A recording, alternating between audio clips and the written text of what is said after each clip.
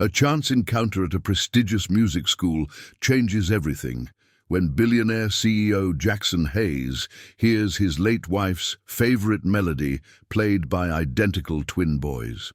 As the haunting notes of Debussy's Clair de Lune fill the hallway, Jackson freezes in his tracks. The music carries him back to memories of Sarah, his beloved wife who passed away 5 years ago. But when he turns the corner to find the source of this perfect rendition, he discovers two 10-year-old identical twins sitting at a piano, and behind them, their mother, whose face stirs something deep in his memory. What happens next will transform all their lives forever. But first, let's go back to where it all began. Before we jump back in, tell us where you're tuning in from. And if this story touches you, make sure you're subscribed, because tomorrow, I've saved something extra special for you. The ancient upright piano was desperately out of tune, but Melanie Parker didn't have the heart to tell her sons. At 34, with premature worry lines etched around her green eyes, she watched as Ethan and Noah practiced their duet, their small fingers dancing across the yellowed keys with surprising precision. "Mom, this key is sticking again," Noah complained, the more vocal of the twins. "Just work around it, sweetie," Melanie encouraged, glancing at her watch. "We need to leave for school in 10 minutes. Their cramped, 2-bedroom apartment in South Boston creaked and groaned with the morning routine. The twins' music sheets were spread across the kitchen table, competing for space with half-finished bowls of cereal and Melanie's stack of ungraded papers. As a music teacher at an underfunded public elementary school, her salary barely covered rent, let alone piano lessons for the boys. Ethan, the quieter twin, continued playing despite the sticky key, adapting the melody with a creativity that made Melanie's chest tighten with pride. Both boys had inherited her perfect pitch and musical intuition, but they'd surpassed her own abilities by age 8. Now at 10, their talent was becoming impossible to ignore. "Okay, backpacks and shoes," she announced, gathering her own materials for the day's classes. "And don't forget your permission slips for the field trip next week." The morning rush to get 3 people out the door always felt like orchestrating a small symphony with too few instruments. Melanie juggled lunchboxes, sheet music, and her tattered messenger bag, while the twins raced each other to the door, their identical faces flushed with exertion. "First one to the car gets to pick the music," Noah shouted, already 2 steps ahead of his brother. "Not fair. You always start before saying it," Ethan protested, his voice nearly identical to his brother's, but with a slightly softer tone. The 15-year-old Toyota Corolla sat waiting in the apartment complex parking lot, its faded blue paint and dented passenger door a testament to years of faithful service. Melanie slid into the driver's seat, already mentally calculating if she could afford to fix the worrying rattle in the engine before it became a serious problem. "Did you practice the new piece for your audition?" she asked, navigating the morning traffic with practiced patience. "Yes, but I still mess up the middle part," Ethan said from the back seat. Noah turned to his brother. "You just need to relax your wrist more on the arpeggios, like this." He mimicked the motion in the air. The Boston cityscape gradually transformed, from their working-class neighborhood to the manicured streets of Beacon Hill as they approached the twins' school. 3 mornings a week, before regular classes, Ethan and Noah attended a special music program at Hawthorne Academy, an elite private school that had offered them partial scholarships based on their exceptional talent. It was an opportunity Melanie could never have afforded otherwise, an opportunity she desperately hoped would open doors that had remained closed in her own life. "Remember, Ms. Wilson wants to talk to me about the scholarship program after your session today," Melanie reminded them as she pulled up to the imposing brick building. "So I'll pick you up at the main entrance at 4 instead of the side door." The twins gathered their backpacks and music folders, their movements mirrored as if choreographed. "Do you think they'll let us use the Steinway again today?" Noah asked hopefully. Melanie smiled. "If you're good and finish your regular piano exercises first." After dropping off the boys, she continued to her own workplace, Parkside Elementary, where the music room was actually a converted storage space with mismatched chairs and instruments donated from various community programs. The contrast between her teaching environment and the one her sons experienced 3 mornings a week couldn't have been more stark. During her lunch break, Melanie sat alone in her makeshift classroom, eating a simple sandwich while reviewing the financials that kept her awake at night. The twins' partial scholarships covered 70% of the Hawthorne program, but the remaining 30% plus required materials stretched her budget to the breaking point. The upcoming summer program would be another $200 she didn't have. But how could she deny them this chance? Her phone buzzed with a text from her sister, Amanda. "Did you apply for that position at the conservatory yet?" "Deadline's Friday," Melanie sighed. The teaching position at the Boston Conservatory represented everything she'd once dreamed of, a prestigious role that would utilize her master's degree in music education that she'd completed with honors before. The twins were born, but the rejection letters from similar positions over the past decade had left their mark. Each one cited her lack of recent professional performance experience or simply selected candidates with more current credentials. "Working on it," she texted back, knowing it was mostly a lie. What the rejection letters didn't say, but what Melanie knew all too well, was that raising twins alone while teaching full-time had left no room for building the performance resume needed for such positions. The irony wasn't lost on her that she was now helping her sons develop the very experiences she lacked. The afternoon classes passed in a blur of recorder lessons and preparations for the spring concert. By 3:30, Melanie was gathering her materials and heading to Hawthorne Academy, already dreading the conversation with Ms. Wilson about additional scholarship opportunities. Each interaction required a careful balance of gratitude and dignity that left her emotionally drained. As she navigated back through Boston's congested streets, memories surfaced of her own music school days at Northwestern University. Before the twins, before the hasty marriage to David Parker and its even hastier dissolution when she was 7 months pregnant. Before she'd learned that the promising conductor she'd fallen for already had a fiancé in New York, Hawthorne Academy rose before her like a fortress of privilege, its century-old architecture and immaculate grounds representing a world that had always remained just beyond her reach. Melanie straightened her simple blouse, applied a quick touch of lipstick, and stepped out of her car with the practiced smile of someone determined not to show how hard they were trying. The main hallway of the music building was empty when Melanie arrived, the sound of various instruments drifting from behind closed doors. She checked her watch, still 15 minutes before she needed to meet the twins and Ms. Wilson. Perhaps she could find a quiet corner to review her application for the conservatory position. One last attempt to convince herself it wasn't futile. As she turned down the corridor toward the practice rooms, a hauntingly familiar melody stopped her in her tracks. Debussy's Clair de Lune, but played with a distinctive interpretation that made her breath catch. The twins had been working on this piece for weeks, but never had they played it with such emotion, such maturity. Melanie followed the sound, pride swelling in her chest. They must have been granted permission to use the Steinway Concert Grand after all. As she approached the partially open door of the recital hall, another sound made her pause. A man's voice, deep and encouraging. "That's it. Feel the momentum. Building, then let it recede like a wave." Again, from the middle section, Melanie peered through the doorway. The twins sat side by side at the magnificent grand piano, their expressions intense with concentration. Behind them stood a tall man in an impeccably tailored suit, his back to the door as he gestured expressively with the music. "Let the notes breathe here," he was saying, pointing to a passage in the music. Your mother must have taught you about the importance of space between the notes.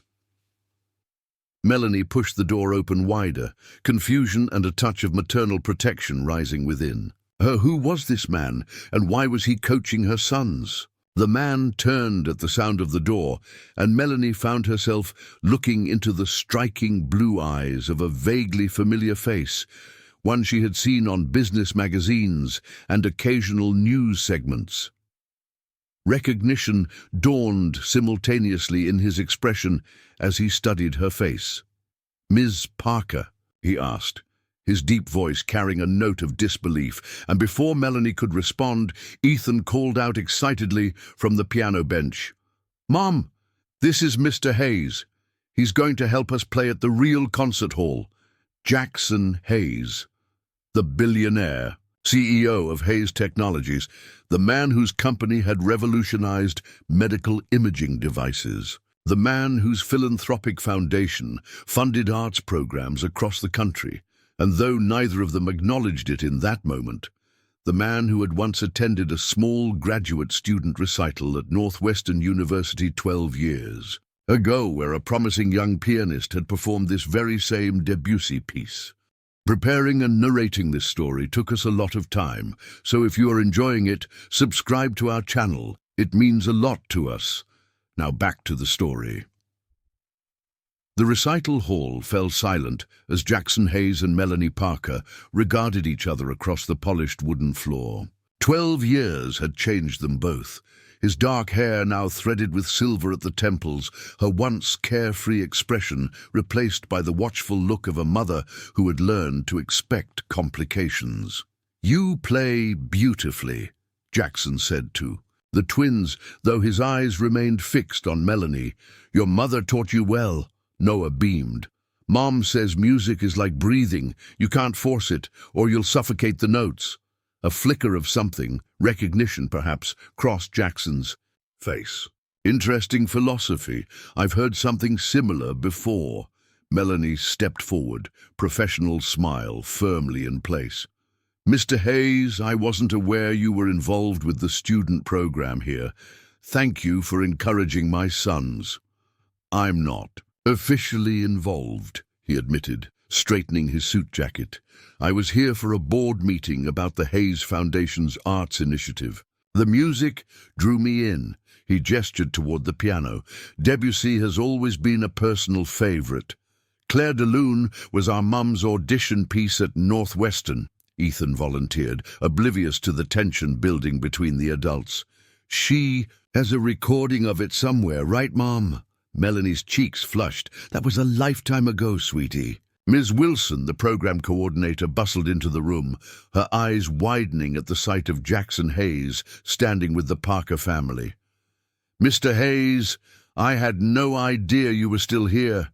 I hope these students weren't disturbing your afternoon." "Quite the opposite," Jackson replied smoothly. "I was just telling Ms. Parker how impressed I am with her son's musical interpretation. It's rare to find such maturity in pianists so young." Ms. Wilson beamed. "The twins are among our most promising scholarship students. Though unfortunately," she hesitated, glancing apologetically at Melanie, "we were just about to discuss some challenges with the summer program funding." Melanie's spine stiffened. This was precisely the conversation she'd been dreading, now made infinitely worse by having it in front of Jackson Hayes. "Perhaps we should discuss this privately," she suggested quietly. Jackson checked his watch, a gesture that Melanie remembered from years ago when he'd attended the graduate recital as a guest of one of the university trustees. He'd had the same focused intensity then, standing at the back of the hall, watching the performances with analytical precision. "Actually, I need to get going," he said. "But before I do," he turned to Ms. Wilson, "the Hayes Foundation would be interested in expanding our scholarship program here, particularly for students showing exceptional promise." Ms. Wilson's eyes widened. "That would be extraordinary, Mr. Hayes. We have several students who..." "Starting with the Parker twins," he continued, his tone making it clear this wasn't a suggestion. Full scholarships, including the summer intensive program. Melanie's chest tightened. Mr. Hayes, that's extremely generous, but it's not generosity, Ms. Parker. It's investment in talent. His blue eyes met hers with unexpected warmth. The foundation exists to identify and nurture exceptional abilities that might otherwise go undeveloped. Before Melanie could formulate a response that balanced gratitude with dignity, Jackson handed Ms. Wilson his business card. Have the paperwork sent to my office, and please arrange for the twins to audition for the Symphony Hall Young Artists program next month. My assistant will coordinate the details. With a final nod to the stunned twins who sat frozen at the piano bench, Jackson Hayes strode from the recital hall, leaving behind a charged silence. "Well," Ms. Wilson finally exclaimed, clutching Jackson's business card as if it might dissolve, "this is unprecedented. Do you know Mr. Hayes personally, Ms. Parker?" "No," Melanie answered quickly, too quickly. "We've never formally met." The drive home was filled with the twins' excited chatter, their voices overlapping as they processed the afternoon's events. "Did you see his watch, Mom? It was so cool. He said my arpeggios were technically precise, but emotionally nuanced." "Symphony Hall, Mom. Real musicians play there." Melanie navigated the familiar streets on autopilot, her mind replaying the unexpected encounter. Jackson Hayes had recognized her. She was certain of it. But had he connected her to that graduate? Recital 12 years ago. To the brief conversation at the reception afterward, where a young business entrepreneur had discussed the mathematical patterns in Debussy's compositions with a passionate music student. It seemed impossible that he would remember. That evening had altered the course of her life, though not because of Jackson Hayes. It was at that same reception that she'd met David Parker, the charming conductor who'd swept her off her feet, and then abandoned her when his fiancée discovered their relationship, just as Melanie discovered she was carrying twins. "Mom, you're missing the turn!" Noah's voice cut through her thoughts. Melanie swerved back into their lane, earning an annoyed honk from another driver. "Sorry, just thinking about everything that happened today."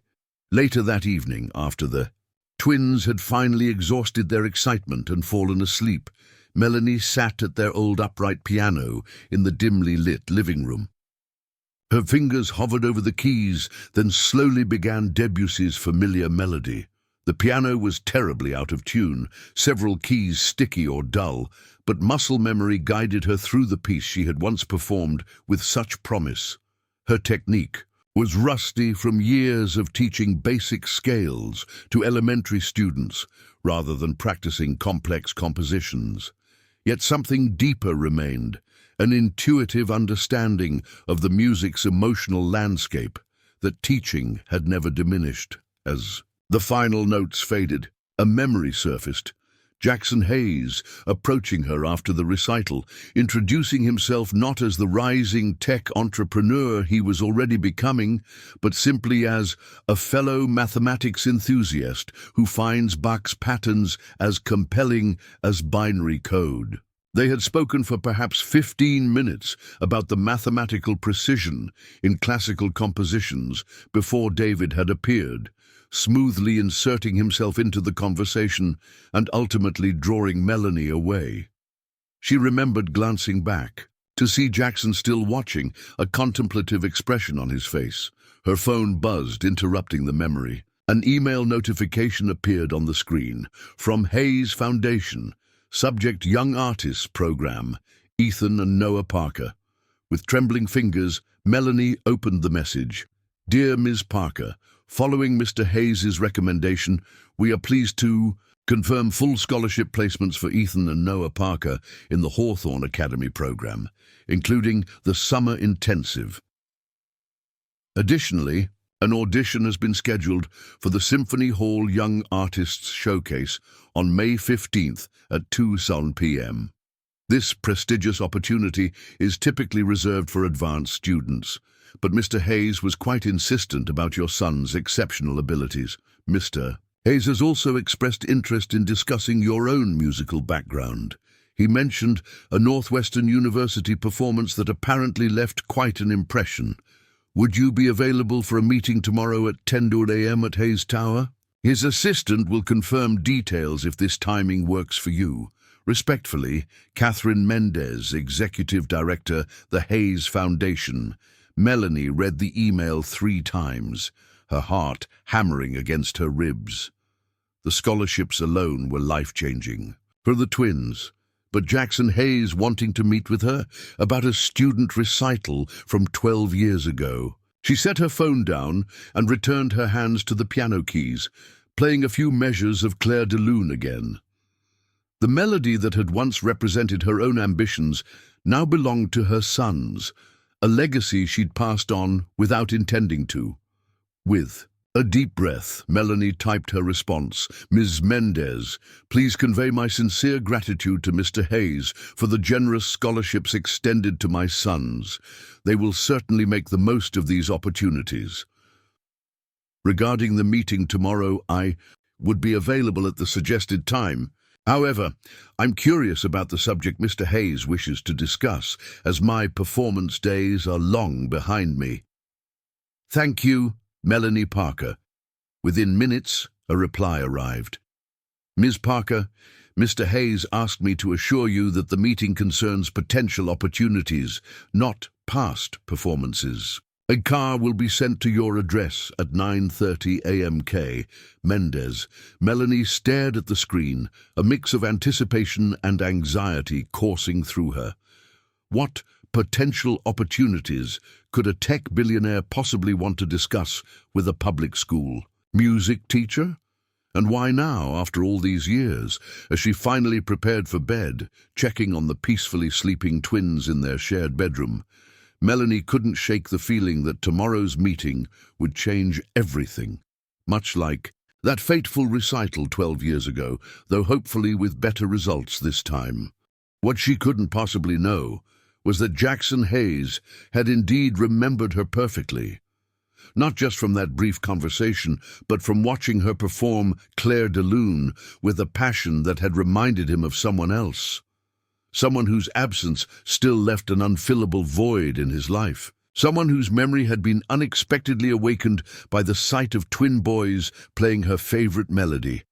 Hayes Tower dominated the Boston skyline, its glass exterior reflecting the morning sun like a beacon of innovation and wealth. Melanie Parker sat rigidly in the back of the sleek town car that had arrived precisely at 9:30 a.m., just as promised. She had chosen her outfit carefully, a navy blue dress that was the most professional item in her wardrobe, paired with her only decent blazer and the pearl earrings her grandmother had given her for graduation. As the elevator climbed to the executive floor, Melanie rehearsed what she might say to Jackson Hayes. Thank you for the scholarships.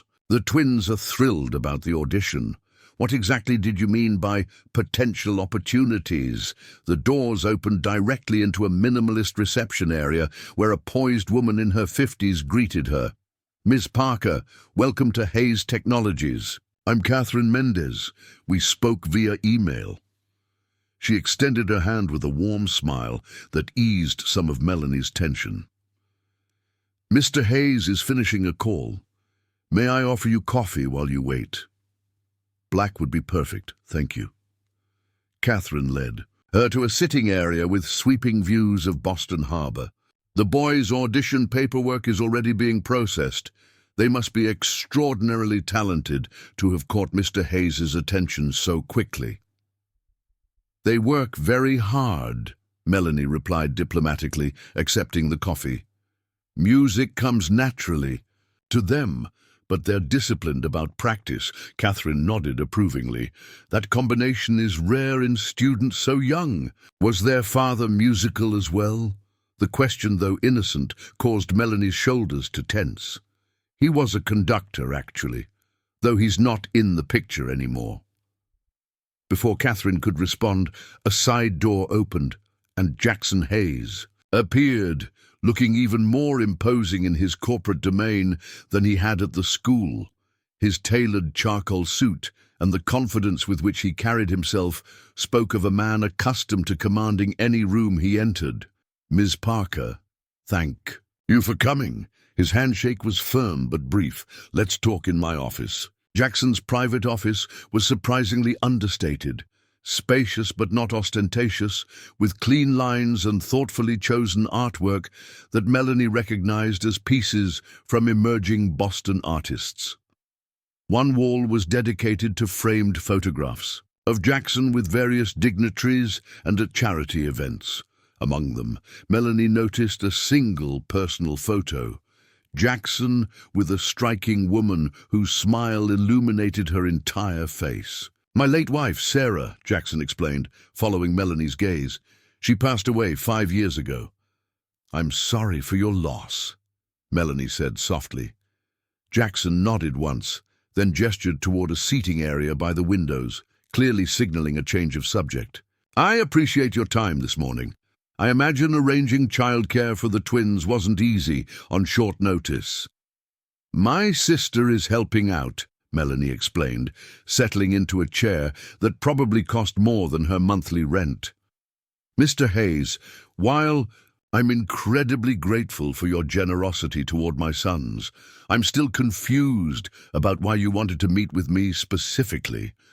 Jackson studied her for a moment, his expression unreadable. "Do you still play, Ms. Parker? The piano, I mean." The question caught her off guard. "Not professionally, just for the boys and my students." "That's a shame," he replied, genuine regret coloring his tone. "I remember your Debussy from Northwestern. It was transcendent." Heat crept up Melanie's neck. "You remember a graduate student recital from 12 years ago?" A hint of a smile touched Jackson's lips. "I have an exceptional memory for things that matter. Your interpretation of Claire de Lune was unlike anything I'd heard before, or since, until I heard your sons yesterday." He rose and walked to his desk, returning with a tablet. "The Hayes Foundation is launching a new initiative focused on music, education in underserved communities. Not just funding for instruments or facilities, but a comprehensive program designed to identify and nurture talent that might otherwise go unrecognized." Melanie took the tablet, scanning the proposal outlined. On the screen, the initiative was ambitious. Innovative teaching methods, cutting-edge technology integration, performance opportunities with professional musicians. "This is impressive," she admitted, "but I still don't understand what it has to do with me." "I want you to direct it." The words hung in the air between them. "Excuse me? You hold a master's in music education from Northwestern. You've spent 10 years teaching in the public school system. You've clearly managed to nurture extraordinary talent in your own children despite limited resources." Jackson leaned forward, his intensity almost palpable. "More importantly, you understand what music can mean to a child who might not have other advantages." Melanie's mind raced. "Mr. Hayes, I'm flattered, but I'm not qualified to direct a foundation initiative of this scale. I haven't performed professionally in years. My experience is limited to elementary education." "Those aren't disqualifications, Ms. Parker. They're precisely why you're the right person." Jackson stood, pacing with the restless energy of someone accustomed to constant motion. "Too many music education programs are designed by people who've never taught a reluctant 7-year-old to read music, or stretched a shoestring budget across an entire school year." He stopped at the window, gazing out at the city below. "When I heard your sons playing yesterday, I recognized something I haven't encountered in years. Pure musical intuition combined with technical precision. The same quality I heard in playing 12 years ago. The same quality He hesitated, then continued more quietly. "The same quality Sarah possessed." Melanie's throat tightened at the raw emotion that had momentarily breached his professional facade. The position would include a significant salary increase, comprehensive benefits, and flexible hours to accommodate your son's schedules. Jackson continued, his business tone returning. And of course, continued support for their musical education. It sounded too good to be true, and in Melanie's experience, things that sounded too good to be true usually were. "Why me specifically?" she pressed. "There must be dozens of more qualified candidates in Boston alone." Jackson returned to his seat, his blue eyes meeting hers directly. "Because when I mentioned the possibility to the twins yesterday, hypothetically of course, Noah said something that struck me. He said you always tell them that music is the language everyone understands, but too many people never learn to speak it. That philosophy is exactly what this initiative needs." Melanie remembered saying those words to the twins countless times. Over the years, usually when they complained about practicing, hearing them repeated back to her by Jackson Hayes was surreal. "I appreciate your confidence, Mr. Hayes, but this would be a massive change. I have responsibilities to my current students, my position, all negotiable," Jackson interjected. "The program won't launch for 3 months. That gives ample time for transition." A knock at the door preceded Catherine's entrance. "I'm sorry to interrupt, but your call with the Tokyo team is in 5 minutes, and Ms. Reynolds is already waiting in the conference room." At the mention of Ms. Reynolds, something shifted in Jackson's demeanor. A subtle tightening around his eyes, a slight straightening of his posture. "Thank you, Catherine. Please tell Ms. Reynolds I'll be right there." Turning back to Melanie, he handed her a folder. "The complete proposal is in here, including the compensation package. Take a week to consider it. The twins' scholarships and audition opportunity stand regardless of your decision." As Melanie gathered her things, the office door opened again. A woman with immaculate blonde hair and a sharp designer suit entered without knocking, her confident stride faltering momentarily when she saw Melanie. "Jackson, the Tokyo team is already on the line, and the board members are getting impatient." Her voice was polished but cool, her assessing gaze sweeping over Melanie with barely concealed curiosity. "Allison, this is Melanie Parker, potential director for the music initiative. Ms. Parker, Allison Reynolds, our VP of Strategic Partnerships." Allison's perfectly shaped eyebrow arched slightly. "The music teacher? How unexpected." Her smile didn't reach her eyes as she extended a manicured hand. "Jackson has quite a talent for finding diamonds in the rough." The condescension in her tone was subtle but unmistakable. Melanie straightened her shoulders, shaking the offered hand firmly. "It was educational meeting you, Ms. Reynolds. Mr. Hayes, thank you for your time and generosity. I'll review the proposal carefully." In the elevator descending from the executive floor, Melanie finally allowed herself to breathe normally. The folder in her hands contained an opportunity beyond anything she'd dared to hope for in years. Financial security for her family, professional recognition, a chance to make a real difference. Yet something nagged at her. The way Jackson had looked at her when discussing her recital, the mention of his late wife's musical abilities, Allison Reynolds' thinly veiled hostility. There were undercurrents here she didn't understand. As the town car carried her back to her apartment, Melanie opened the folder and gasped at the proposed salary figure, nearly 4 times her current income. This would change everything for her and the twins. A better apartment, no more financial anxiety, proper instruments instead of the ancient upright piano they'd inherited from a neighbor. But nothing came without strings, especially opportunities handed down from billionaire CEOs with mysterious motivations. Her phone chimed with a text from Amanda. "How did the meeting go? Are the twins getting the scholarships?" Melanie stared at the screen, unsure how to compress the morning's events into a simple text message. Finally, she typed, "The twins got the scholarships, and I was offered a job I'm not qualified for at 4 times my current salary." Amanda's response came instantly. "What? Details now." Later, Melanie replied. I need to think. As the car approached her neighborhood, Melanie gazed out at the familiar streets with new eyes. Whatever Jackson Hayes' true motivations, he had offered her family a lifeline she'd be foolish to reject outright. And perhaps more importantly, he had reminded her of something she'd nearly forgotten. The musician she had once been, before motherhood and survival had consumed her identity. The real question wasn't whether she should accept his offer. It was whether she could trust the man behind it. You'd be insane not to take it, Amanda declared, pacing the small kitchen. While Melanie sat at the table, the Hayes Foundation proposal spread before her. 3 days had passed since the meeting with Jackson Hayes, and Melanie had yet to make a decision. It's not that simple, Melanie countered, rubbing her temples. Something about this doesn't add up.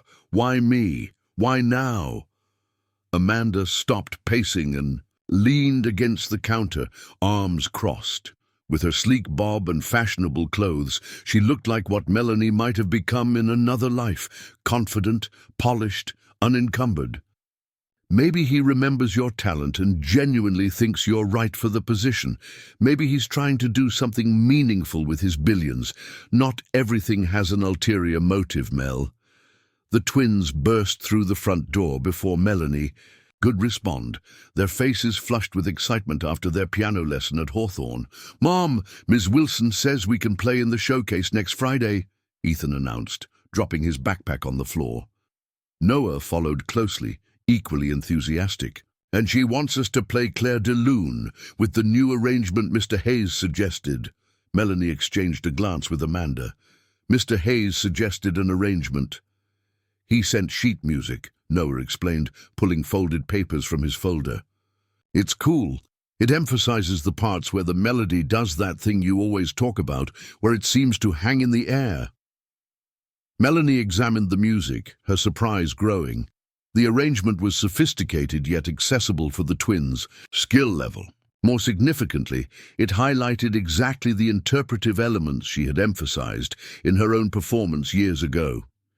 This is remarkably thoughtful, she murmured. See, Amanda said pointedly. Not everything has an ulterior motive. Later, that evening after the twins were in bed, Melanie sat at their old piano, playing through the arrangement Jackson had sent. Her fingers moved with increasing confidence as the familiar melody took shape, muscle memory awakening after years of dormancy. Her phone buzzed with an incoming email from Hayes Foundation, subject Symphony Hall audition update EMS. Parker, I hope this finds you well. I wanted to inform you that the Young Artists Program Director was so impressed by the video samples of Ethan and Noah that they've requested an earlier audition this Saturday at 1 p.m. This is quite unusual and speaks to their exceptional talent. A more pressing matter has also arisen. The Foundation's board meets Monday to finalize the music initiative leadership, and several members have expressed interest in meeting you before making their decision. Would you be available for dinner tomorrow evening at 7 p.m? The Hayes residence would provide a more comfortable setting for discussion than corporate headquarters. I understand this is short notice and that you're still considering the position. However, meeting the board might help inform your decision. Regards. Jackson Hayes. Melanie stared at the screen, her pulse quickening. Dinner at Jackson Hayes's home? Meeting with board members? Everything was moving so quickly. After a moment's hesitation, she typed her response. Mr. Hayes, thank you for the update regarding the audition. The twins will be delighted by this news, though I should warn you that their excitement may now prevent them from sleeping for the next 48 hours. Regarding dinner tomorrow, I appreciate the invitation and understand the board's interest in meeting potential initiative directors. However, as a single mother, evening arrangements require advanced planning. Would it be possible to bring the twins? If not, I'll need time to arrange childcare. Sincerely, Melanie Parker. His reply came surprisingly quickly.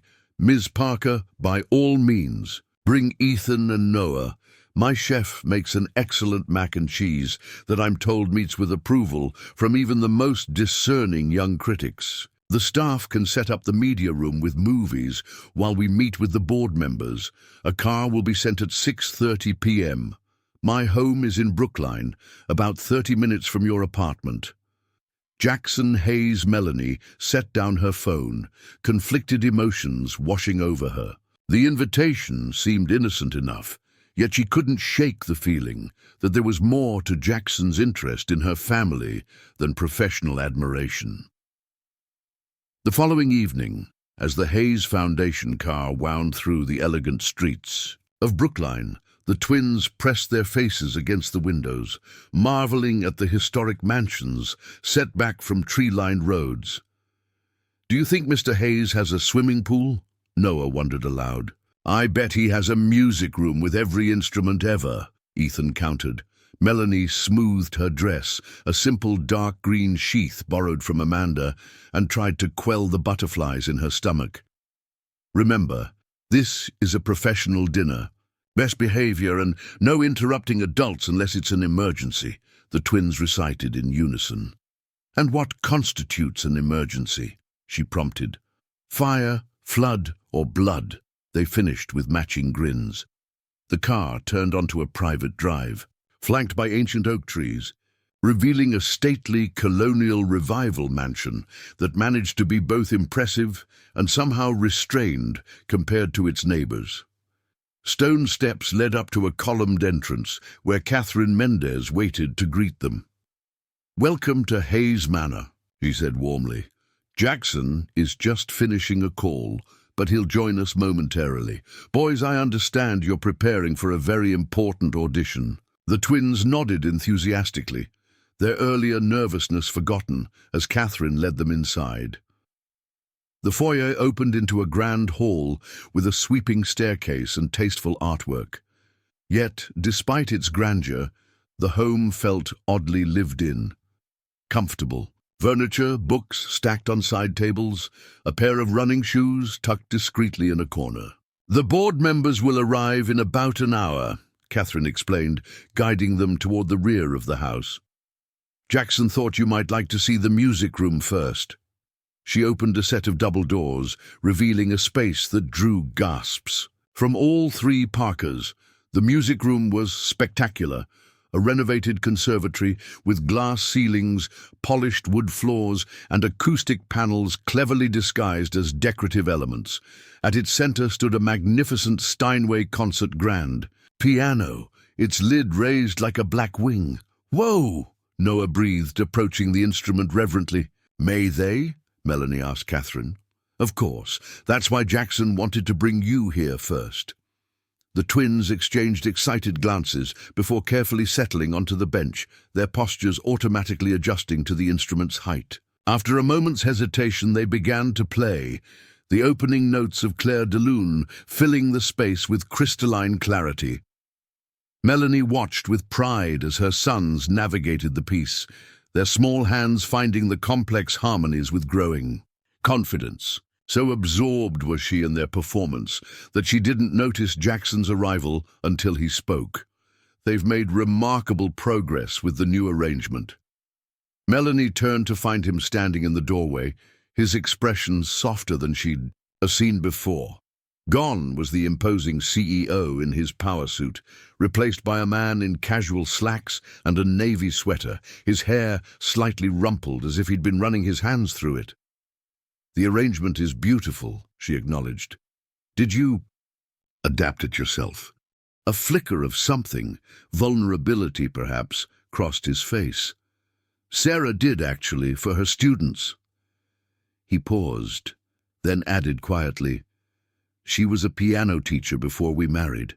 She would have loved hearing your sons play it." Before Melanie could respond, the twins reached the piece's luminous climax, their interpretation surprisingly mature. Jackson moved closer to the piano, his attention fully captured by their performance. When they finished, he applauded warmly. "Gentlemen, that was exceptional. The Symphony Hall directors will be thoroughly impressed." The twins beamed, the approval of this imposing man clearly meaning more to them than they'd expected. "Mr. Hayes," Ethan ventured, "is it true you have every single instrument ever made?" Jackson laughed, the sound unexpectedly youthful. "Not quite every instrument, but you're welcome to explore what we do have." He gestured toward an adjacent room where various instruments were displayed. "Just be careful with the cello, it's over 200 years old." As the twins carefully investigated the instrument collection under Catherine's watchful eye, Jackson turned to Melanie. "Thank you for coming tonight. I realize this is all rather unorthodox." Melanie studied him, trying to reconcile the billionaire CEO with this more approachable version. "Mr. Hayes, I need to understand something. Why are you doing all this? The scholarships, the audition, this job offer, it seems excessive for someone you barely know." Jackson was quiet for a moment, his gaze drifting to the twins, who were now examining a violin with exaggerated care. "When I heard your sons playing that day at Hawthorne, something connected," he finally said. "Music has always been important to me, but after Sarah died, I couldn't bear to hear it for nearly 2 years, especially Debussy." He met Melanie's eyes directly. "Your boys brought something back that I thought was gone forever." The simple honesty in his voice caught Melanie off guard. This wasn't the calculated response of a businessman with ulterior motives. "As for why you," he continued, "your recital years ago left an impression because it had the same quality, technical skill infused with genuine emotion. When I learned you were teaching on a shoestring budget in an underfunded school while raising 2 prodigiously talented children alone, it seemed like exactly the perspective our foundation initiative needs." Before she could respond, Catherine approached. "Jackson, the first board members have arrived. Shall I show them to the dining room?" "Thank you, Catherine." Turning back to Melanie, he added, "The boys are welcome to continue exploring here. If they'd prefer not to sit through a business dinner, Mrs. Chen, our housekeeper, can bring them something to eat."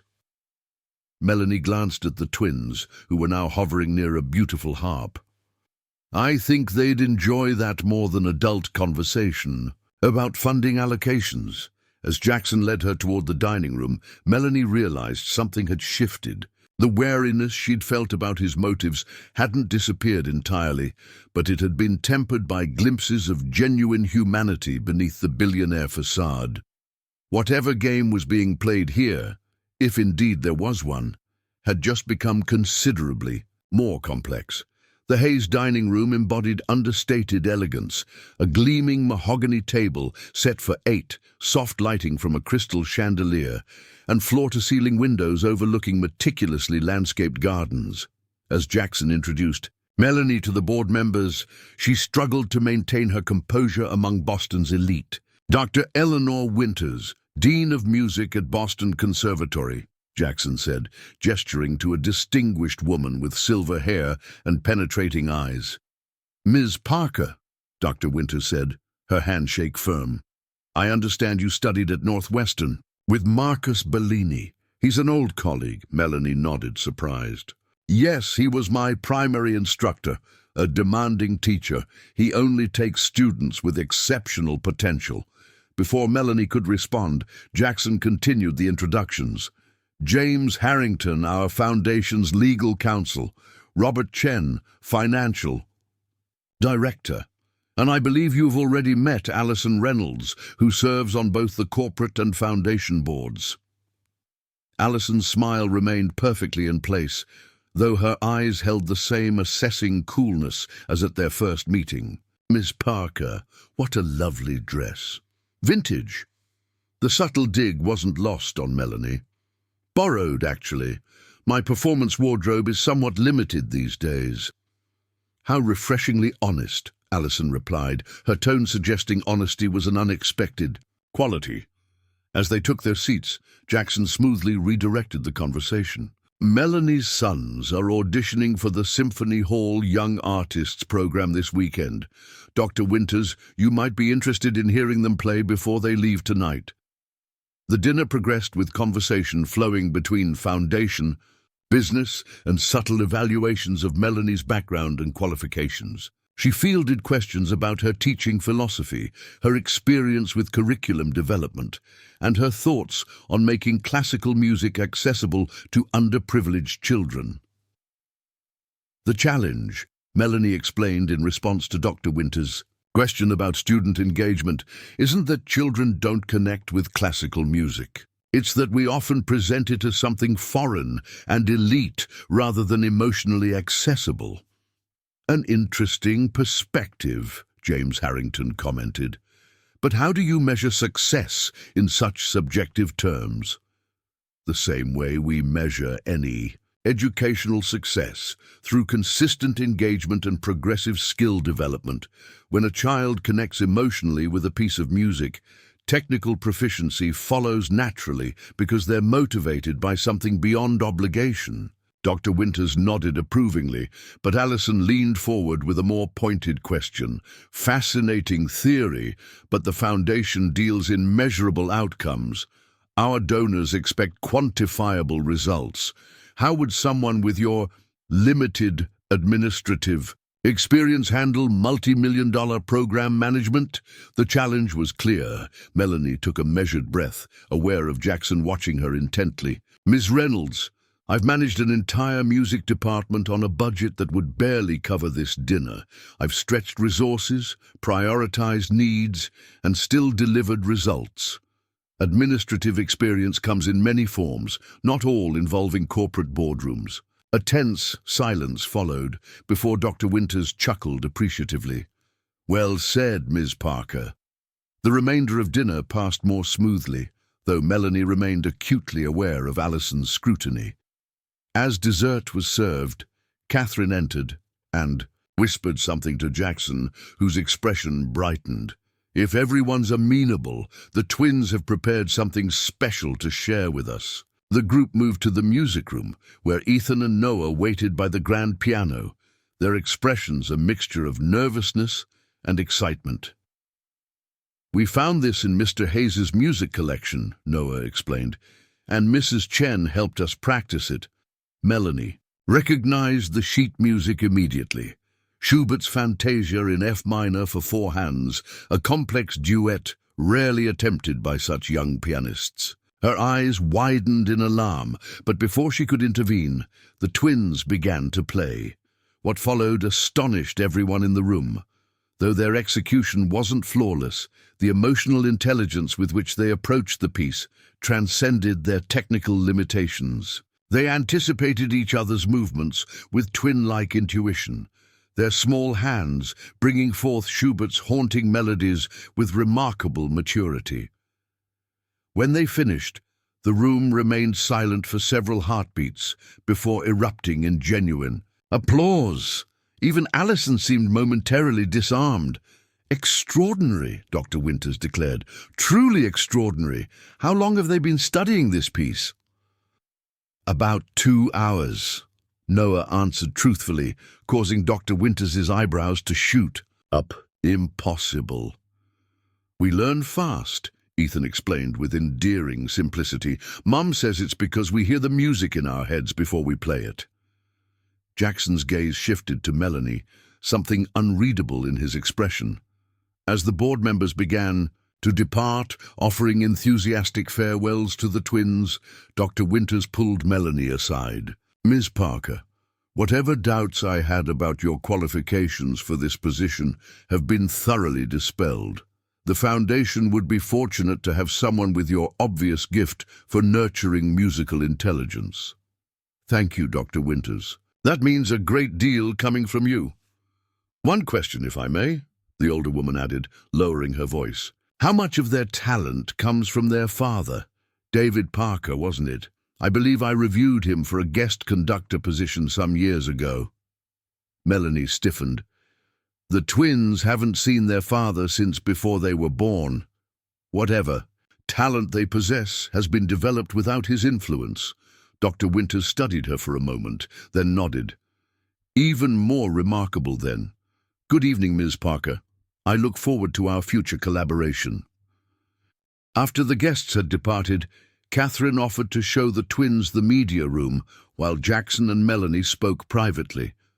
Left alone in the music room, an uncomfortable silence settled between them. "Your board seems impressed," Melanie finally said. "They should be. Your sons are truly gifted, and you articulated your educational philosophy more clearly than most conservatory professors I've met."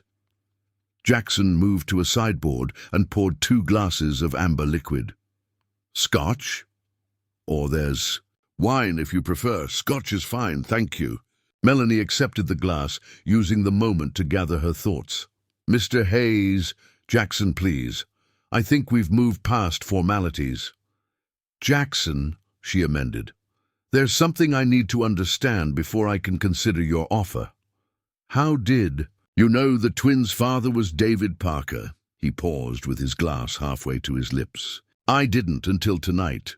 Dr. Winters mentioned it. But you knew there was a connection. You've been investigating me, haven't you?"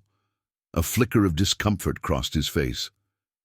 "Not investigating precisely. Due diligence is standard for executive positions.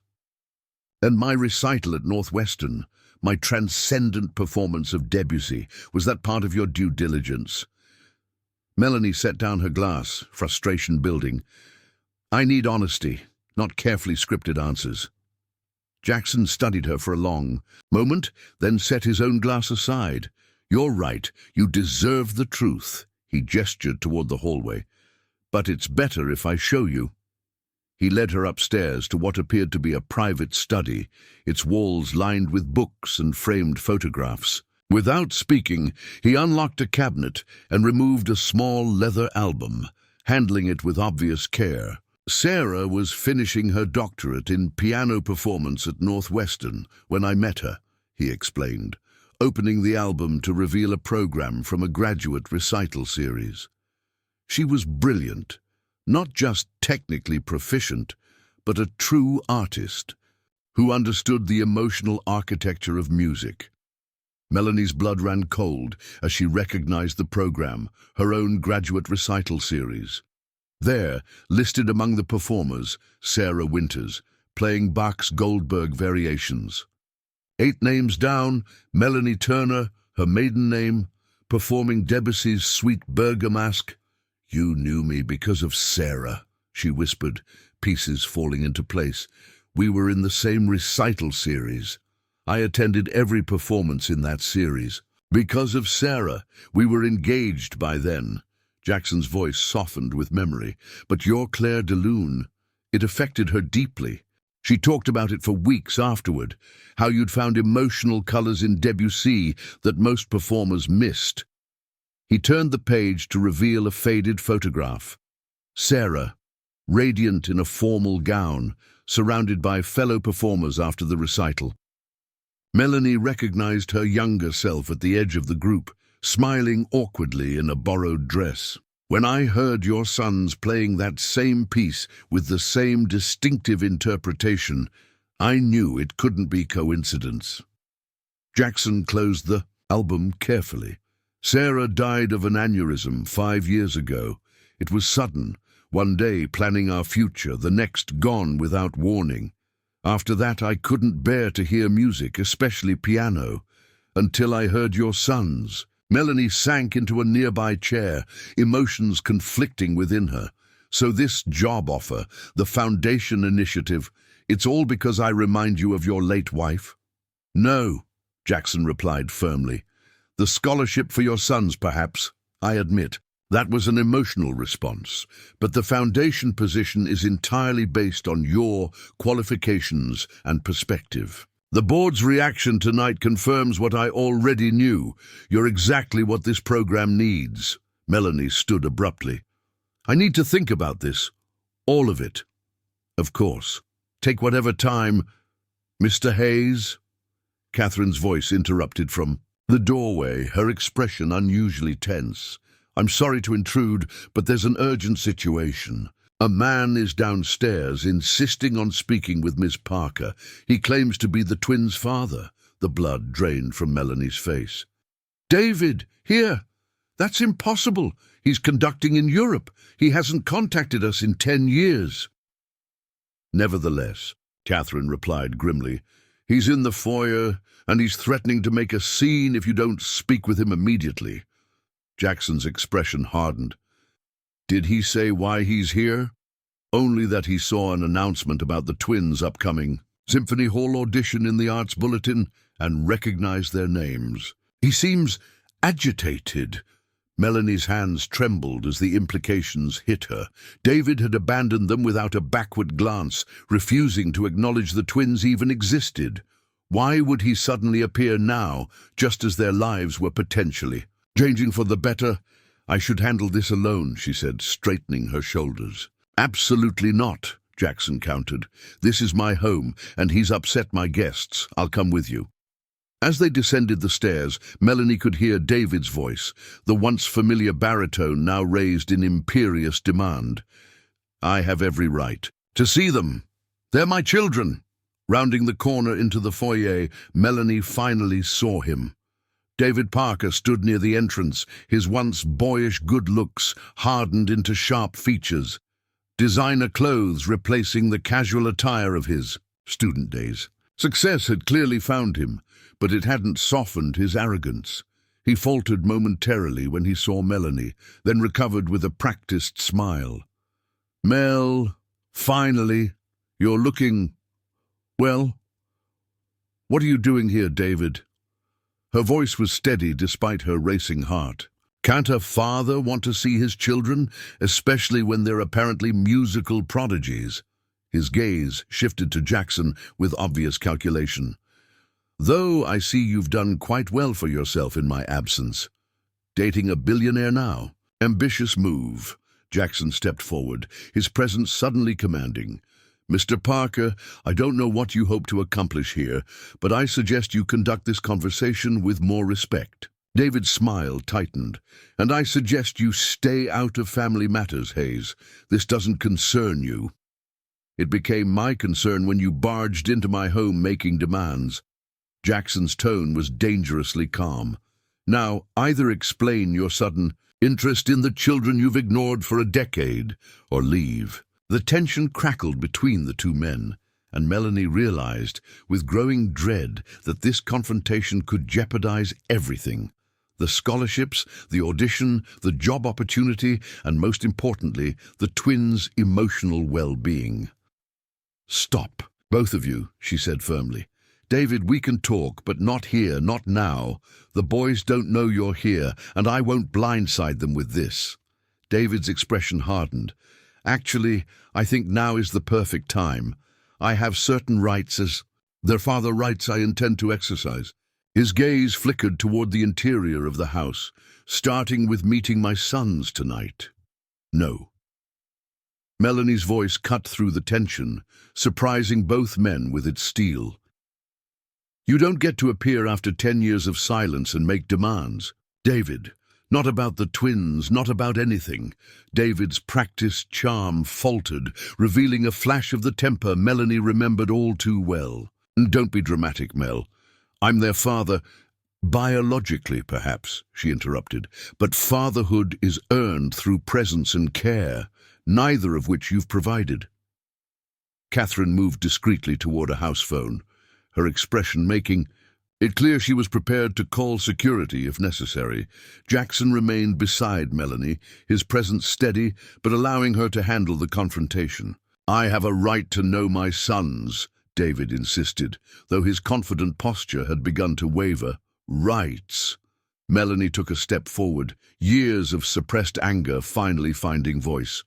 You forfeited those when you blocked my calls, returned my letters, and denied their existence to protect your precious reputation. You don't even know their names. David's jaw tightened. Ethan and Noah, I saw the announcement. You saw an opportunity, Melanie corrected, her perception suddenly crystal clear. Not to know your sons, but to associate yourself with their talent now that it might benefit you professionally. A telling flush crept up David's neck. That's absurd. I simply... Is it? Melanie pressed. Your career stalled after Vienna, didn't it? the wunderkind conductor who never quite lived up to his early promise. But having twin prodigies suddenly appearing in your biography might change that narrative. The accuracy of her assessment was written in David's expression, a mixture of outrage and the caught-out look she remembered from when she'd confronted him about his fiancée years ago. You've become cynical, Melanie. It doesn't suit you. And you've become transparent, David. It never suited you. She squared her shoulders. I'll make this simple. The twins have an important audition tomorrow. If you genuinely want to establish some relationship with them, we can discuss it at an appropriate time, with proper preparation, and preferably with a family therapist present. David scoffed. A therapist? They're my children, not psychiatric. Patients. They're children who've never met their father, who are about to face a man who rejected them before birth, Melanie countered. Their emotional well-being comes before your ego or convenience. The standoff might have continued indefinitely, if not for the small voice that suddenly came from the staircase. Mom? Is everything okay? All heads turned to see Ethan standing halfway down the stairs, Noah just behind him. Both boys looked uncertain, their eyes moving from their mother to the stranger in the foyer. David's expression transformed instantly, a warm smile replacing his confrontational scowl. "Hello there," he said, his voice softening to the tone Melanie remembered from their early courtship. "You must be Ethan and Noah." The twins descended a few more steps, curiosity overcoming caution. "Who are you?" Noah asked directly. Before David could answer, Melanie moved to the stairs. "This is Mr. Parker, an acquaintance from my university. Days. He heard about your audition and stopped by to wish you luck." The lie wasn't perfect, but it would prevent an emotional explosion minutes before the most important performance of the twins' young lives. David's face tightened with irritation, but he clearly recognized the disadvantage of forcing the issue in front of the children. "That's right," he confirmed smoothly. "I'm a conductor with the European Symphony Orchestra. When I saw your names in the announcement, I remembered your mother from Northwestern and thought I'd say hello while I'm in Boston." The twins relaxed visibly at this explanation. "Are you here for the International Conductors Symposium?" Noah asked, his face brightening. "With interest.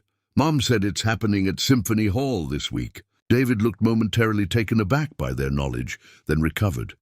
"Yes, exactly. Perhaps you'll attend some of the sessions." "We're performing at the Young Artist Showcase instead," Ethan replied with quiet pride. "Which is why they need their rest," Melanie interjected firmly. "It's getting late and tomorrow is a big day." Jackson stepped forward, his expression unreadable. "Mr. Parker was just leaving, boys, but I'm sure we'll see him at your audition tomorrow since he's so interested in young talent." It was a masterstroke, simultaneously calling David's bluff and offering a public setting for any future interaction. David hesitated, clearly calculating the social implications of attending versus the risk of revealing his true motivations by declining. "Of course," he finally said. "I wouldn't miss. At 1:30 at Symphony Hall, correct?" 1 o'clock, Noah corrected automatically. David's smile tightened. 1 o'clock it is. I look forward to hearing you play." With a last, significant look at Melanie, he added, "We'll continue our discussion tomorrow, Mel." After Catherine showed David out, an awkward silence fell over the foyer. The twins exchanged glances, clearly sensing the tension beneath the surface of the adult interaction. "Was that really just someone from Northwestern?" Ethan asked perceptively, his gaze moving between his mother and Jackson. Melanie took a deep breath, keenly aware that her response would set the tone for what followed. "It's complicated, sweetie, and something we should discuss properly, but after your audition. Tonight you need to focus on your performance." "Is he going to make trouble for you?"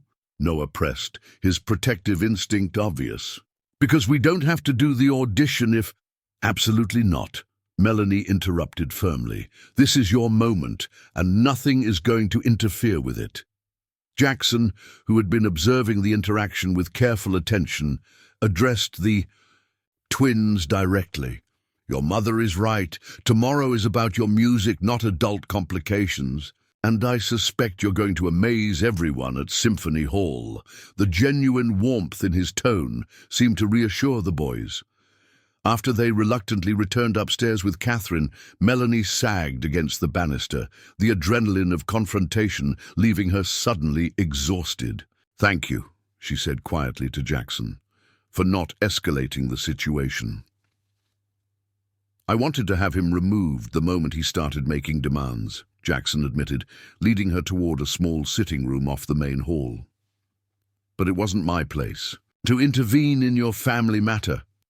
Melanie sank into an armchair, emotions swirling after the evening's revelations and confrontations. He hasn't been family for 10 years. Why now? Why show up just when things are finally improving for us? Jackson poured her a glass of water before sitting across from her. People like David Parker have an instinct for opportunity. He probably assumes there's something to gain from associating himself with the twins' talent. Or from associating himself with you, Melanie added grimly. He clearly recognized your name. David always had a talent for identifying powerful connections. They sat in silence for a moment, the question of what would happen tomorrow hanging between them. I should get the boys home, Melanie finally said.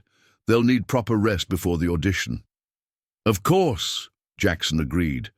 The car is waiting, whenever you're ready. He hesitated, then added, For what it's worth, you handled that situation impressively.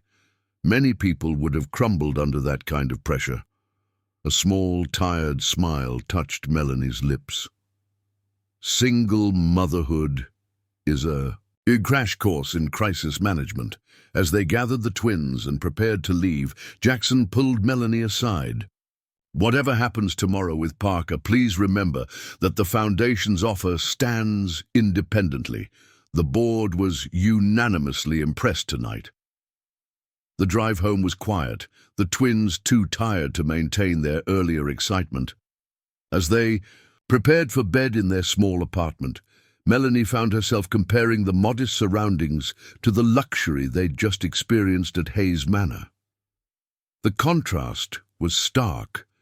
Yet this cramped space had been their sanctuary for years, the place where she'd rebuilt their lives after David's betrayal. Mom?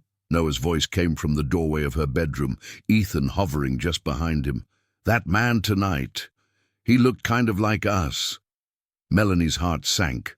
Of course they'd noticed. They were observant, intelligent children who had inherited David's distinctive blue eyes and aquiline features. Is he related to us? Ethan asked directly.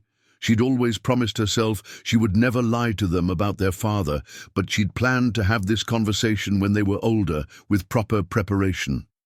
Now, on the eve of their biggest opportunity, the timing. It couldn't be worse. Yes, she acknowledged softly. He is related to you, but this isn't a conversation for tonight, not before your audition. Can you trust me that we'll talk about it properly afterward? The twins exchanged one of their silent communications, then nodded reluctantly. Is that why Mr. Hayes was acting weird when he showed up? Noah asked. Mr. Hayes was protecting us, Melanie explained carefully.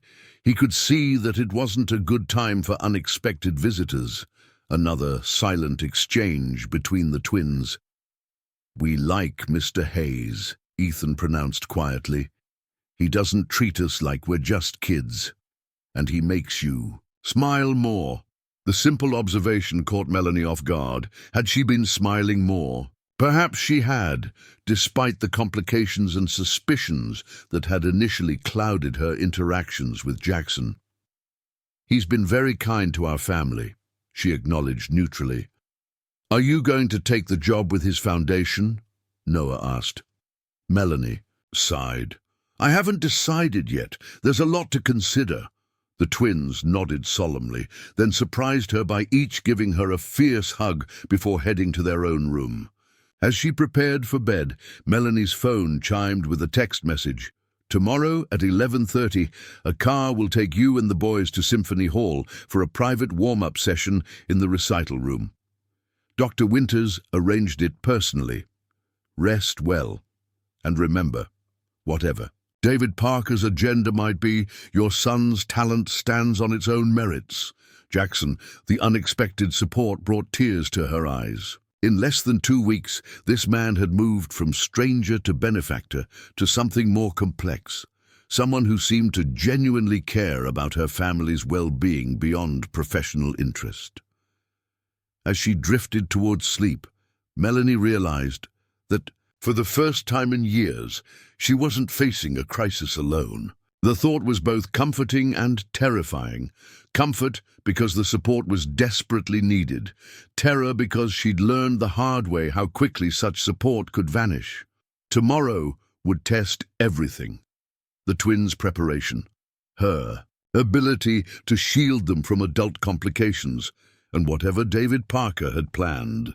But as she finally surrendered to exhaustion, one certainty remained. She would not let anyone, especially David, derail the opportunities her sons had earned through their talent and hard work. Not again. Not this time. Symphony Hall stood as a monument to musical tradition, its Renaissance-inspired architecture housing over a century of performances by the world's finest musicians. As Melanie guided the twins through the artist's entrance, she couldn't help but remember her own youthful dreams of performing on this hallowed stage. Dreams that had faded with each passing year of practical survival. "It's enormous," Ethan whispered, his eyes wide as they entered the magnificent auditorium. "Look at the ceiling," Noah added, pointing to the famous coffers and the names of great composers inscribed above the stage. Dr. Winters greeted them in the recital room, her professional demeanor softened by a genuine smile for the twins. "Right. On time. The warm-up piano is tuned and ready for you. The judging panel will arrive at 1 o'clock precisely." As the boys settled at the piano, testing the action of the keys with practiced focus, Dr. Winters drew Melanie aside. "Jackson informed me about last night's unexpected visitor," she said quietly. "I've instructed security to be vigilant. This is a closed audition. Only parents, judges, and specifically invited guests are permitted." Melanie nodded gratefully. "Thank you. I'm hoping David was just posturing and won't actually appear." Dr. Winters's expression suggested she found this unlikely. Men like David Parker rarely make empty threats, but rest assured, this is your son's moment, and no one will disrupt it. The next hour passed in a blur of final preparations. The twins practiced segments of their pieces, Melanie straightened their ties and combed their hair, and program officials occasionally popped in with updates and instructions. Throughout it all, Melanie kept glancing at her phone, anticipating some message from either David or Jackson. At 12:45, a text finally arrived from Jackson. "In the hall with the board members. The boys have an impressive cheering section today. You were right to insist they play the Schubert alongside the Debussy. It showcases their range perfectly." The simple message steadied her nerves. Whatever complications surrounded Jackson's initial interest in her family, his support had proven genuine and consistent. At 12:58, as they prepared to enter the main auditorium, another text arrived, this one from an unknown number. "Save me a seat, Mel. Looking forward to reconnecting after the performance. The Vienna Philharmonic sends their regards." DP Mulaney's stomach twisted with anxiety. David was coming, and apparently leveraging his professional connections to impress her. Some things never changed. "Ready?" she asked the twins, tucking her phone away and focusing on what truly mattered. They nodded in unison, their expressions serious but not nervous. Music had always been their sanctuary, and even in this imposing venue, they seemed centered in their confidence. The auditorium was nearly empty, as befitted a closed audition, but the handful of attendees represented significant influence in Boston's musical community. The judging panel, 5 distinguished musicians and educators, sat in the center section. Off to one side, the Hayes Foundation contingent included Jackson, Catherine, Dr. Winters, and 2 board members.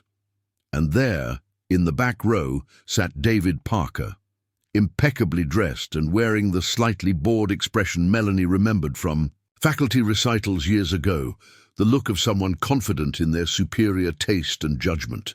The program director introduced Ethan and Noah Parker, noting their ages and background with appropriate emphasis on their public school education and early scholarships. The twins walked onto the stage with surprising poise, adjusting the bench with practiced synchronization before turning to acknowledge the audience with small bows. Melanie held her breath as they began with Claire de Lune. The opening notes filled the hall with crystalline clarity, the Debussy piece unfolding with the same emotional nuance that had caught Jackson's attention that first day at Hawthorne. There was something almost otherworldly in the way the twins communicated through the music, anticipating each other's interpretive choices with intuitive precision.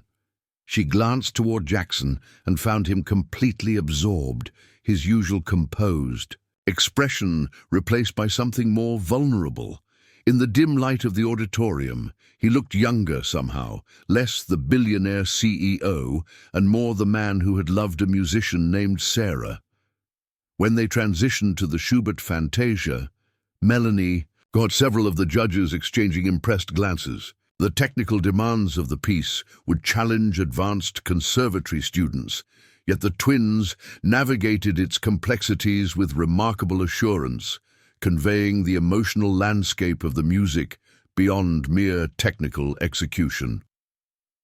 As the final notes resonated through the hall, a hushed silence held for several seconds before warm applause broke out. One of the judges, a renowned pianist himself, leaned forward with obvious interest as the boys took their bows.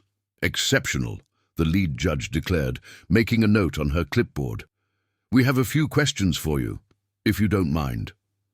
What followed was a brief but intensive musical examination, with judges testing the twins' knowledge of theory, sight-reading abilities, and their understanding of the pieces they'd performed. Throughout it all, Ethan and Noah responded with a combination of technical accuracy and intuitive musicality that clearly impressed the panel. "Thank you, gentlemen," the lead judge finally said.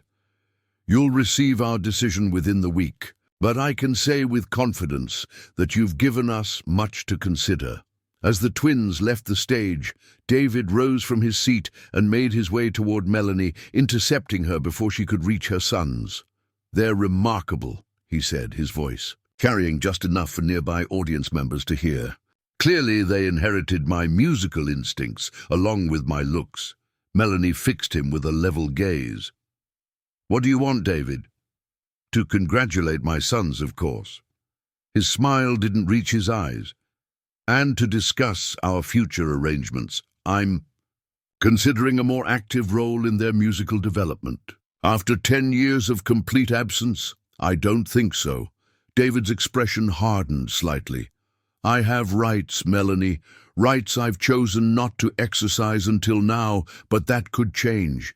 Think of what I could offer them with my connections, master classes, with world-class musicians, introductions to the right people, opportunities beyond what you could possibly provide." Before Melanie could respond, Jackson appeared beside her, his presence somehow both calming and authoritative.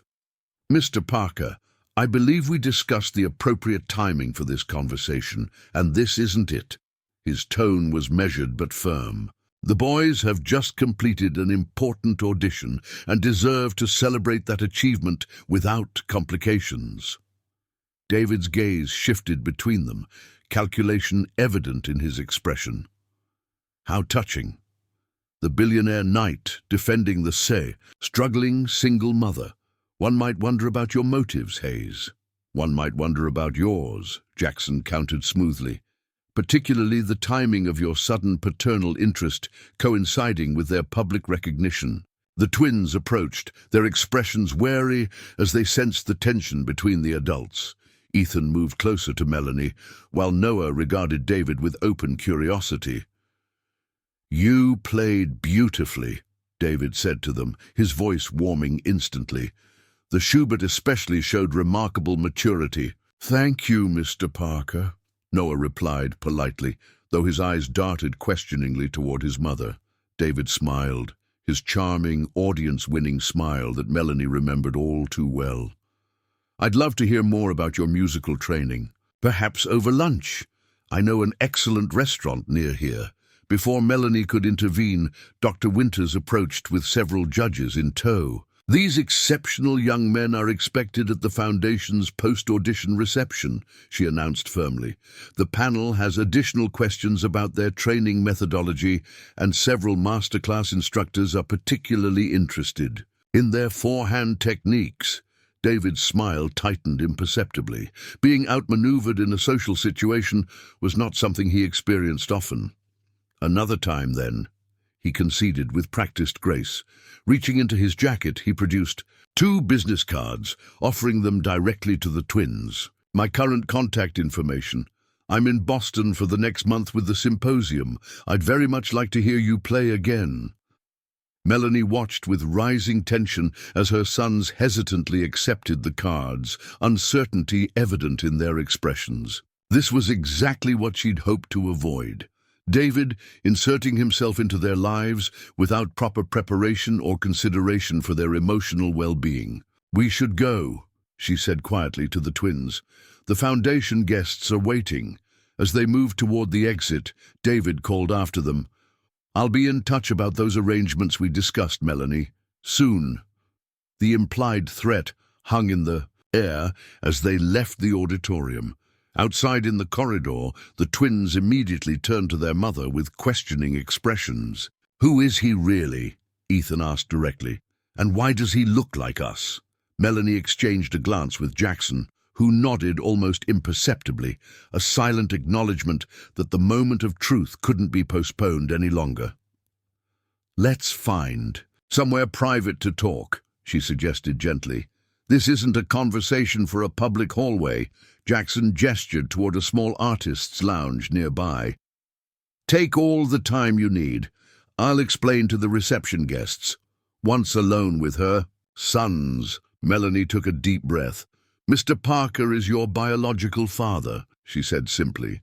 "We met at Northwestern when I was a graduate student, and he was a visiting conductor." The twins absorbed this information with remarkable composure, though she could see the emotional processing happening behind their eyes. "Why haven't we met him before?" Noah asked, the practical one as always. Melanie chose her words carefully. "When I told him I was pregnant, he wasn't ready for that responsibility. He was engaged to someone else at the time, something I didn't know. He made it clear he didn't want to be involved in your lives. But now he does." Ethan's voice was quiet but steady. "Now he sees how talented you are," Melanie replied honestly, "and I think he's interested in being associated with that talent." Noah's expression darkened with understanding beyond his years. "He doesn't really care about us. He just wants to use us." "I can't say exactly what he wants," Melanie acknowledged. "But yes, I'm concerned his interest is more about what you can do than who you are." The twins exchanged one of their silent communications before Ethan spoke again. "We don't need him. We've always been fine, just us and you." The simple declaration brought tears to Melanie's eyes. "Yes, we have. But this is complicated, and you have the right to know about your biological father. If you want to know more about him, or even meet with him in a proper setting, that's something we can discuss." Noah's expression was resolute. "Can we think about it after the reception?" "Of course," Melanie agreed, relief washing over her at their measured response. "There's no rush to decide anything." As they prepared to join the Foundation reception, Melanie marveled at her son's resilience. They had just completed a major audition and received life-altering information, yet they maintained their composure with maturity that belied their 10 years. In the reception hall, Jackson was engaged in conversation with the judging panel, but immediately excused himself when he saw them enter. His questioning glance met Melanie's reassuring nod. The conversation had gone as well as could be expected under the circumstances. The judges were extremely impressed, he informed them quietly. Dr. Winters tells me they're discussing a special placement in the program, something they rarely offer to students your age. The twins brightened at this news, momentarily distracted from the emotional weight of their recent discovery. Really? Noah asked, hope evident in his voice. Really, Jackson confirmed with a genuine smile. Your performance was extraordinary by any standard, not just for your age group. As the twins moved toward the refreshment table, Jackson turned to Melanie. How did they take the news? Better than I could have hoped, she admitted. They're processing it, but their immediate response was remarkable. They're remarkable. Children, Jackson replied simply, which is a testament to your parenting, not David Parker's genetics. The statement, delivered without flattery or agenda, touched something deep in Melanie's heart, a place that had been wounded by David's abandonment and the years of struggling alone. For the first time, she allowed herself to truly see Jackson. Hayes not as a benefactor or potential employer, but as a man who recognized value beyond surface appearances or professional credentials. Thank you, she said softly, for everything you've done these past 2 weeks. Jackson's expression softened. I should be thanking you and your sons. You've brought music back into my life when I thought that connection was lost forever. The simple honesty of his words created a moment of genuine connection between them, a shared understanding that transcended their different backgrounds and circumstances. Across the reception hall, the twins were already captivating the judges. With their articulate responses about musical interpretation, their faces animated with the pure joy of discussing the art form they loved. Whatever challenges David Parker's reappearance might bring, Melanie knew with certainty that her son's talent and character would guide their path forward. And perhaps, she acknowledged to herself, as Jackson was called away to speak with the foundation. Donor, her own path forward, might include possibilities she hadn't dared to imagine. 3 months after the Symphony Hall audition, Melanie stood in her office at the newly renovated Hayes Foundation Music Center, watching through the window as students arrived for afternoon lessons. The converted warehouse in South Boston had been transformed into a state-of-the-art music education facility with soundproofed practice rooms, a small recital hall, and classrooms equipped with both traditional instruments and digital learning tools. The center represented everything she had envisioned for music education. Accessibility combined with excellence, technological innovation supporting traditional techniques, and most importantly, scholarships ensuring that talent would never be limited by financial circumstances. The new violins arrived, Catherine announced, entering with a clipboard. And the community outreach coordinator has confirmed partnerships with 5 additional schools for the fall semester. Melanie nodded, still sometimes surprised by her position as Executive Director of Musical Education. The transition from elementary, school music teacher to foundation leader had been challenging but exhilarating. Her perspective as a parent who had navigated the system's barriers brought unique insight to program development, while her formal training provided the necessary credibility with the musical establishment. Has Jackson confirmed for tonight's inaugural concert? She asked, checking her watch. The twins' performance at the center's official opening was scheduled for 7 o'clock, and the guest list included Boston's cultural and philanthropic elite. He's finalizing a contract in New York, but promised to be back by 6, Catherine replied. The board members are all attending, including Dr. Winters, who's bringing several conservatory colleagues. The mention of the board reminded Melanie of her last encounter with Alison Reynolds, whose initial condescension had evolved into reluctant respect as the music initiative gained acclaim in educational circles. Their relationship remained professional rather than friendly, but the overt hostility had dissipated as Melanie proved herself capable of navigating both philanthropic and artistic waters. Her phone chimed with a message from Amanda. School principal just called. Glowing report on the boys' performance in their new accelerated program, picking them up at 3:30 as planned. Break a leg tonight, Director Parker? Melanie smiled at her sister's enthusiasm. Amanda had been instrumental during the transition period, helping with the twins and offering unwavering support as Melanie navigated her new professional responsibilities. The substantial salary increase had allowed Melanie to move her family to a comfortable apartment near the center, with a quality upright piano that the twins used primarily for casual practice now that they had access to professional instruments. At both school and the foundation, Miss Parker, a hesitant voice came from the doorway. One of their scholarship students, a 12-year-old cellist from Dorchester, stood clutching her instrument case. Could you help me with the Bach passage we worked on Tuesday? I'm still struggling with the fingering. Of course, Maya. Let's go to practice room 3. This was the aspect of her position that Melanie valued most, maintaining direct involvement with students despite her administrative responsibilities. Jackson had insisted on structuring her role to include teaching time, understanding that her connection to students was both her strength and her passion. After helping Maya work through the challenging passage, Melanie returned to her office to find an elegantly wrapped package on her desk.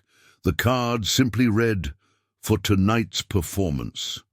Ginside was a vintage silver brooch in the shape of a musical note, remarkably similar to the one Sarah had worn in the old photograph. Not identical.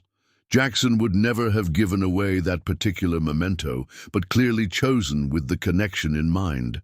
The thoughtful gesture exemplified how their relationship had evolved, a gradual progression from professional collaboration to personal understanding, with Jackson always careful to honor Sarah's memory while creating something new with Melanie. They had been dating officially for 6 weeks, though the twins insisted the relationship had begun the moment Jackson heard them play Claire de Lune at Hawthorne. A knock at her open door interrupted her thoughts. She looked up to find David Parker standing in the doorway, his expression uncharacteristically subdued. "May I come in?" he asked, his usual confidence tempered by what appeared to be genuine uncertainty. Melanie nodded, mentally shifting gears. Their interactions since Symphony Hall had been carefully structured. Limited visits with the twins, always with Melanie present, and always centered around music rather than attempted instant bonding. The family therapist had praised this approach, noting that it allowed the boys to form their own impressions without pressure. "The center looks impressive," David commented, glancing around her office. "You've accomplished a great deal in a short time."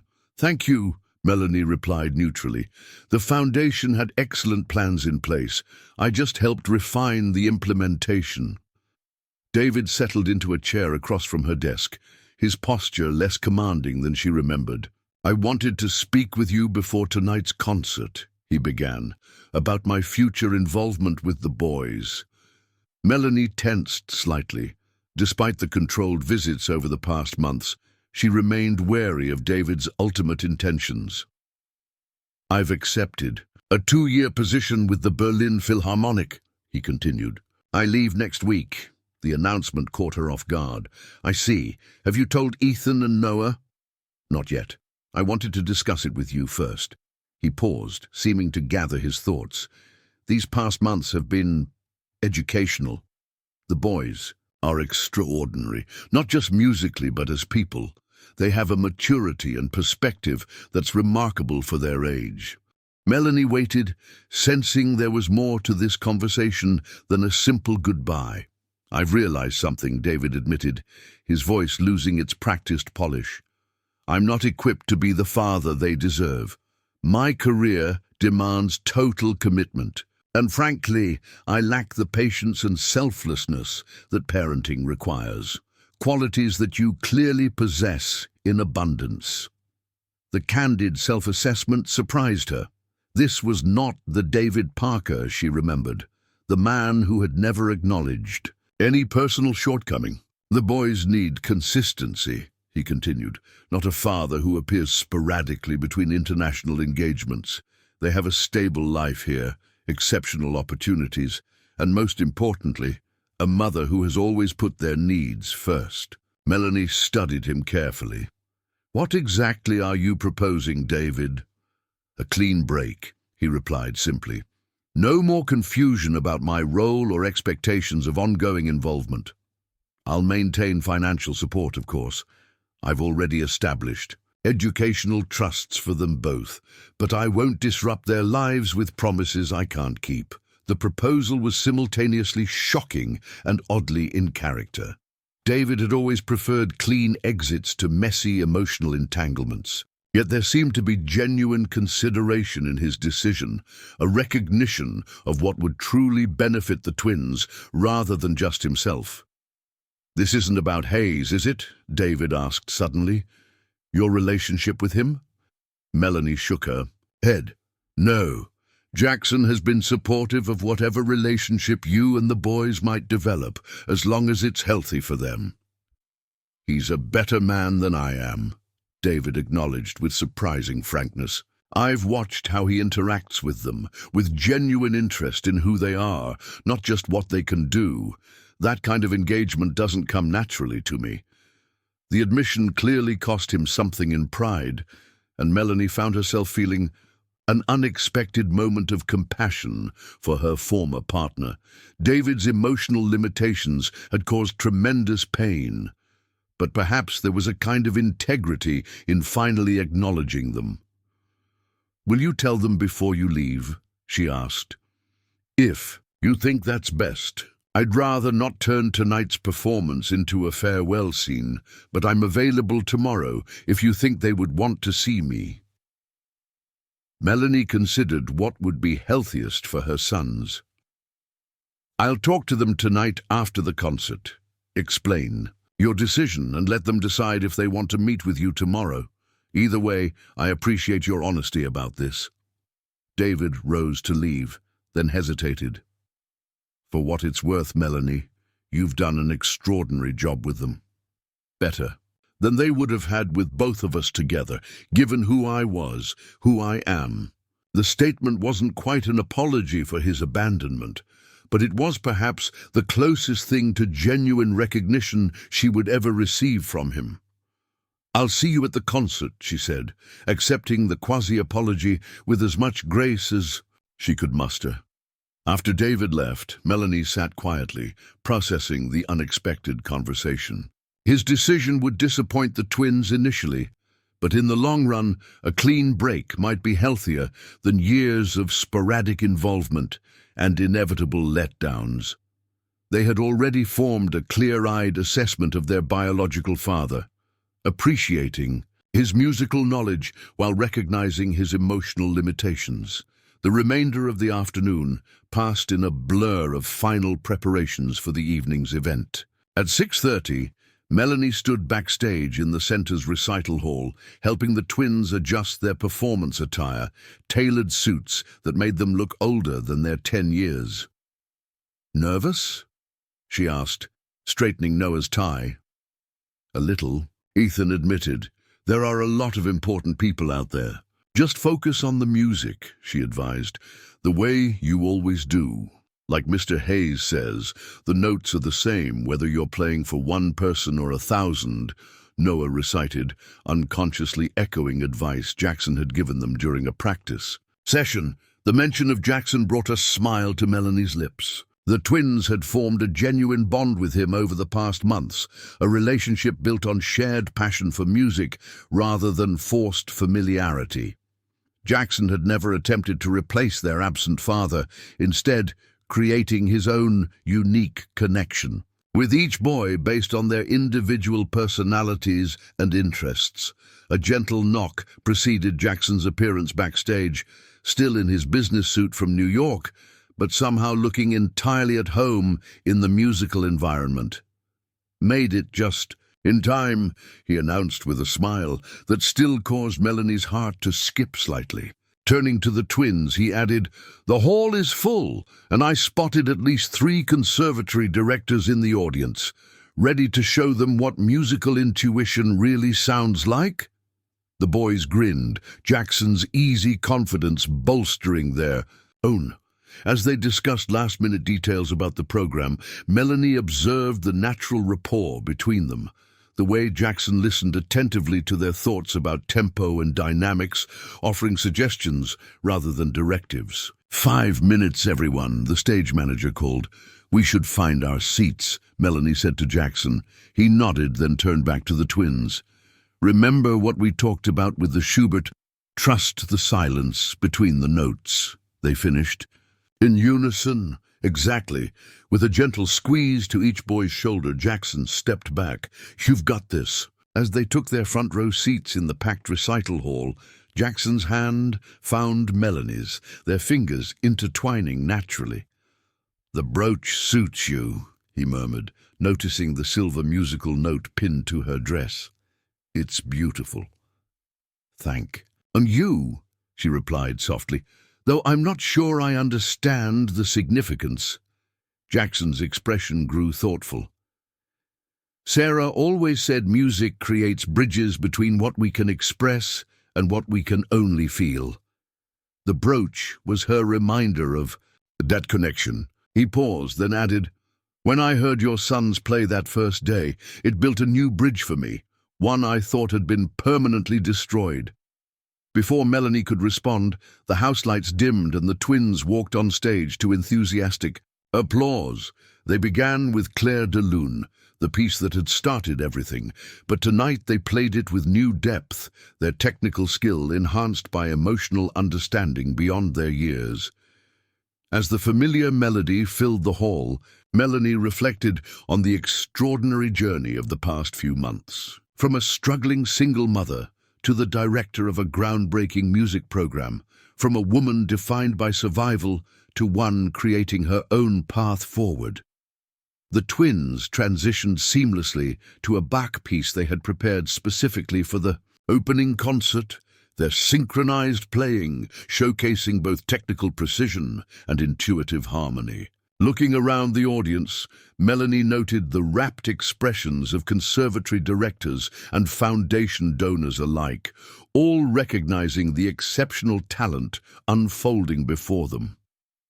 "They're going to change the musical landscape," Jackson whispered. "Just like you're changing music education." The quiet confidence in his voice reflected what had drawn her to him beyond his resources or position, his ability to recognize potential where others saw only limitations, and his commitment to creating opportunities rather than obstacles. After the performance concluded to a standing ovation, the reception buzzed with excitement about both the twins' playing and the center's innovative approach to music education. Dr. Winters moved through the crowd with evident satisfaction, introducing scholarship students to potential mentors and supporters. "Mr. Parker was looking for you," Catherine mentioned as she joined Melanie near the refreshment table. "He said to tell you he'd call tomorrow about that meeting." Melanie nodded, mentally preparing for the conversation she would need to have with the twins about David's departure. It wouldn't be easy, but they had weathered greater challenges together. As the evening wound down, Melanie found herself alone with Jackson on the center's rooftop terrace, the Boston skyline glittering against the night sky. "I had a board meeting this morning," he said, leaning against the railing beside her. "They've approved the expansion to 3 additional cities next year. They want you to oversee the program development." "That's wonderful," Melanie replied, genuinely excited by the prospect of bringing similar opportunities to more communities. though I'll need to ensure it doesn't impact my teaching time here." Jackson smiled. "Already stipulated in the proposal. I know what matters to you." The simple statement captured what had developed between them, not just romance, but profound understanding.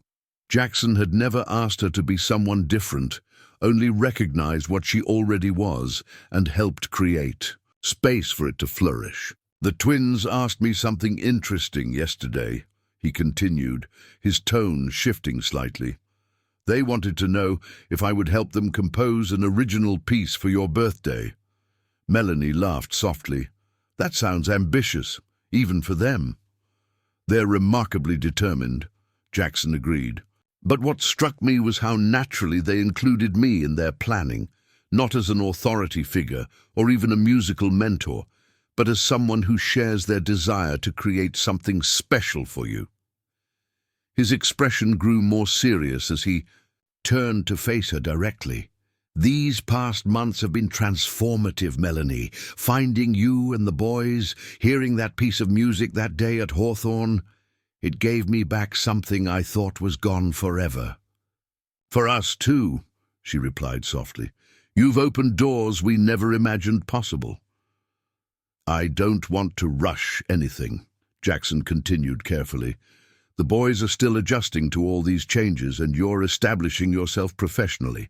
But I want you to know that I see a future here, with all of us." The declaration was both measured and profound, respectful of their individual journeys, while acknowledging the deeper connection that had formed between them. "I see it too," Melanie admitted, allowing herself to embrace the possibility of a partnership she had never thought to find. "We've built something remarkable together, not just the center, but this family we're becoming."